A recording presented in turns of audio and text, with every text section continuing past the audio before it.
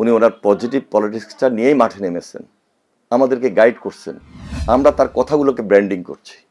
আমাদের প্রত্যেকটা বক্তব্য দেখবেন, প্রত্যেকটা আমাদের বডি ল্যাঙ্গুয়েজে দেখবেন, প্রত্যেকটা জিনিসের মধ্যে দেখবেন, প্রত্যেকটা মিটিংয়ে দেখবেন, সমাবেশে দেখবেন যে আমাদের মধ্যে চেঞ্জ চলে আসছে। আমরা সমস্ত কিছু এখন নতুন করে, নতুন আঙ্গিকে, জনগণের পাশে থেকে, জনগণকে সম্পৃক্ত করে, জনগণের জন্য, জাতির প্রয়োজনে আমরা সেই দিকে যাচ্ছি। তার মানে প্ল্যানটা কার? প্ল্যানটা সম্পূর্ণ তারেক রহমানের।